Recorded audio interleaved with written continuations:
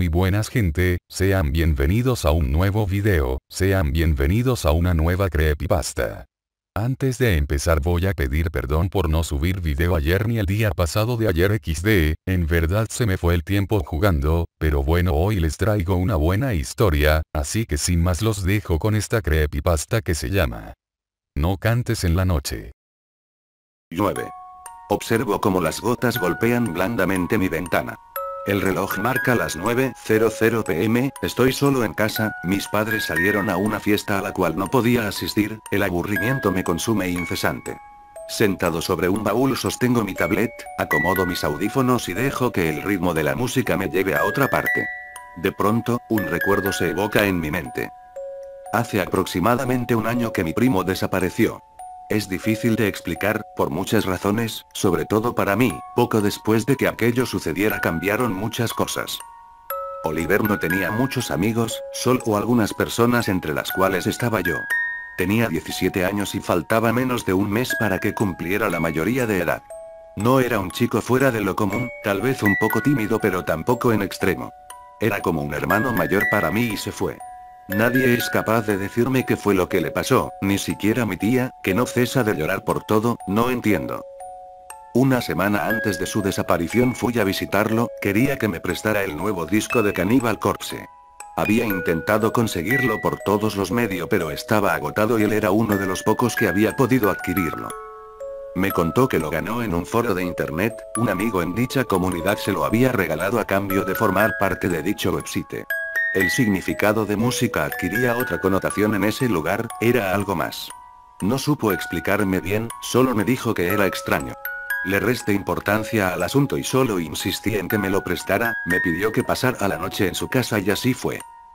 Desperté en la madrugada, un sonido hacía eco en mis oídos, el sonido era muy bajito pero lo suficiente para poder escucharlo.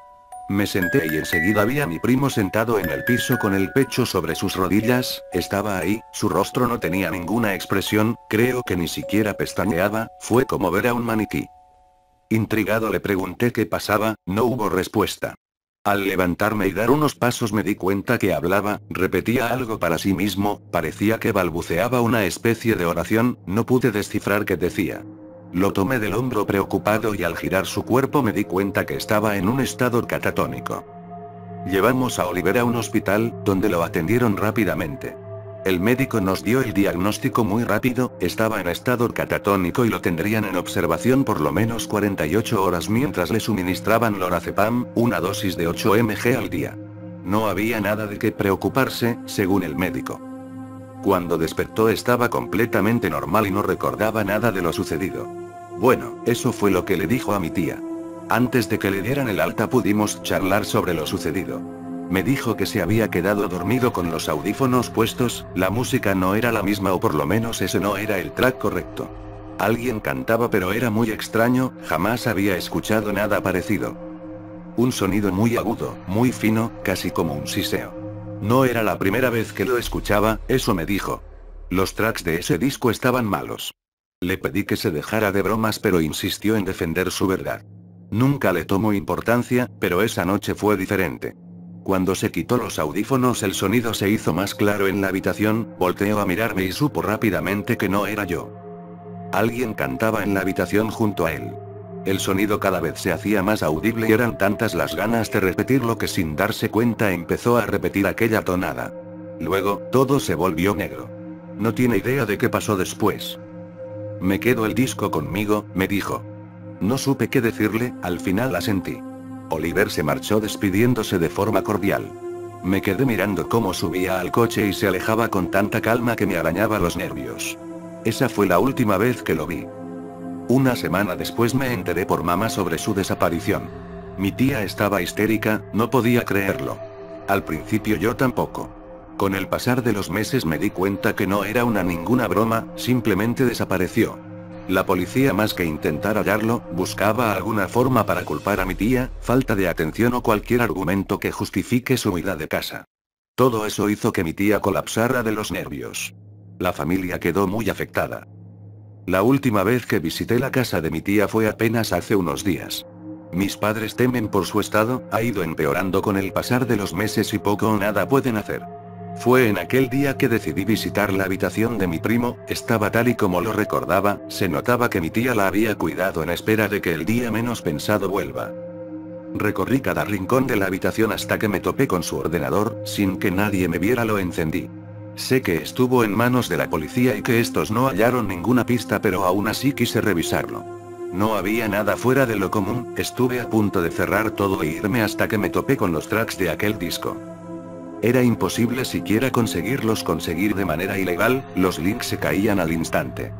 Yo ya me había dado por vencido hasta que mi primo me contactó diciéndome que los había logrado descargar gracias a un amigo. Cuando recordé eso busqué en el historial de descargas tratando de hallar la URL que me llevara al sitio de origen y sí, la encontré. El sitio no era precisamente de música, sino más bien de carácter religioso. Bueno, esa fue la primera impresión que me dio. Los fans siempre tendemos a exagerar las cosas, pero esto sí era pasarse de la raya. Parecía una especie de culto, apenas si se podían leer algunas cosas porque casi todo estaba en un idioma que no entendía. En lo poco que alcancé a leer encontré una sección que resaltaba de entre todas: conviértete en el diácono. Así era el título, y te redireccionaba a una página en la cual apenas si ponías algunos datos. A mí me pareció más como un sitio donde registrarse. Luego te decían que ya formabas parte de la comunidad y que todo aquello que pidieras te sería concedido ya que ahora eras el diácono. Puras estupideces. Antes de irme decidí pasar todos los tracks del disco a Musp. Nos marchamos tarde ese día y esa misma noche de camino a casa pude por primera vez escuchar todas y cada una de las canciones. Nada. No pasó nada tal y como suponía. Eso hasta ayer. No sé si fue un sueño o si en realidad pasó, pero lo escuché y me pareció tan real.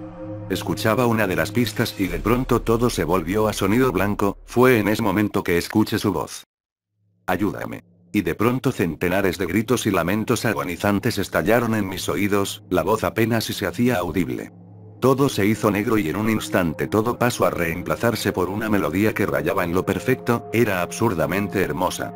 Era imposible no seguir aquel cántico, te llegaba hasta lo más profundo de tu ser y ahí se quedaba martilleándote desde adentro. Hoy me encuentro solo, llevo ya un par de horas repitiendo todos los tracks para ver si encuentro la manera de escuchar a mi primo otra vez.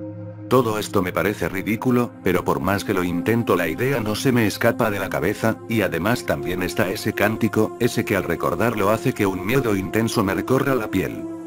Rebusco continuamente con mi portátil, trato de encontrar el sitio. Lo hago y voy a aquella sección, escribo lo que me piden y de inmediato coloco como única petición ver a mi primo. Ojalá nunca lo hubiera hecho. La pantalla se puso a negra. Algunas formas empezaron a aparecer. Un rito, eso parece y lo veo. Veo al diácono, me mira y grita para que haga algo. No puedo moverme, no puedo siquiera hablar, tengo la mandíbula desencajada y un grito ahogado en mi garganta. Desde el suelo, un enorme vacío se abre y semblantes oscuros hacen su aparición, ancestrales. Padre nuestro que estás en los cielos. Brazos y manos sujetan al diácono, hundiéndole en un charco de cera, saturado de voces suplicantes y tinieblas sin fin. Santificado sea tu nombre. Los rezos eran inútiles, la voz resonaba y lo abarcaba todo, como si de una burbuja se tratase. Oliver me buscaba con la mirada sin resultado. La masa de oscuridad bajo de él tomaba forma lentamente, retorciéndose, a ritmo de los insanos cánticos. Vénganos tu reino, por piedad ayúdame. Una silueta deforme, de brazos colgantes y escuálidos le tomó de la cabeza y le susurró cosas indescriptibles, un borbotón de imágenes se reflejaba en el rostro de aquel ente, imágenes que él no comprendía, de sufrimiento, de tortura, de algo más antiguo que lo maligno. Eran instantes que parecían eternos, no podía moverme, y vi como el ente acababa con el sacrificio. Ya no hay marcha atrás. Las nubes con rostros cantantes descienden sobre mí avasalladoras, inundándome las entrañas, tomando prestado mi cuerpo, robándome la respiración. Las voces hicieron remembranza sobre su origen y me lo repetían una y otra vez, abarcándome todos los pensamientos. Los vagos recuerdos aparecieron como ciudad tras una densa niebla. Ahí estaba, después de centurias de sueño profundo, el dios de las jabalinas, el creador destructor, un dios al cual serviré hasta que otro ocupe mi lugar. Adiós.